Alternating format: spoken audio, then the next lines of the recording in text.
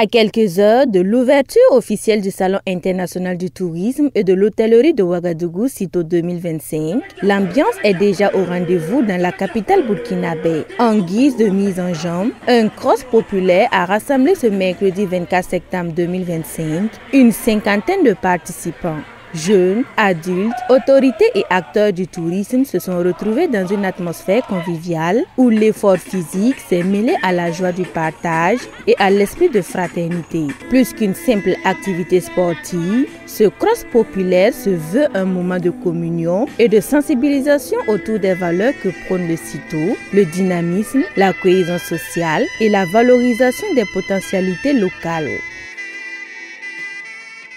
Nous avons bien voulu commencer les activités de cette 15e édition du Salon international du tourisme et de l'hôtellerie de Ouagadougou, le CITO, par une séance d'aérobic. Vous savez que le sport est facteur de cohésion sociale. Le sport, c'est aussi ce qu'il faut à l'être humain pour être en parfaite santé. Vous savez que pour faire du tourisme, il faut quelque peu être sportif.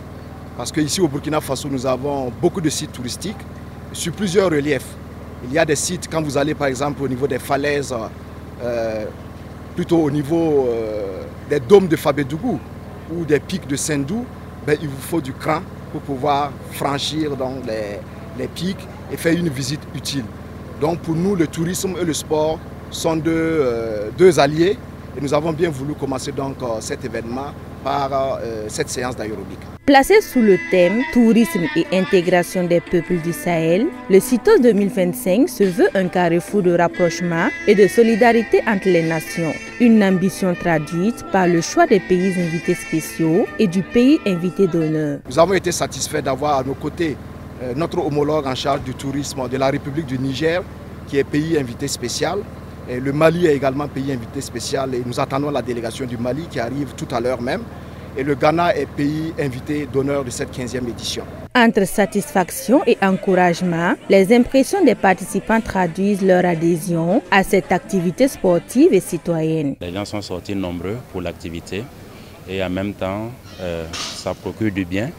Voilà. Tout le monde aujourd'hui, on sait que le sport, ce n'est plus à démontrer. Voilà, c'est un puissant remède. Voilà, c'est gratuit et à chaque fois, lorsqu'il y a ce genre d'activité, c'est bien que les gens sortent pour participer, voilà, pour le bien-être. Parce qu'avant tout, il faut vraiment un corps sain, voilà, pour pouvoir vraiment mener à bien l'ensemble des activités du salon. Et c'est ce que nous venons de faire. On a vraiment fait sortir toute la fatigue de l'organisation et vraiment on attaque maintenant les débats demain à partir de 15h. Moi personnellement, je pense que c'est une très bonne initiative et j'ai vraiment apprécié.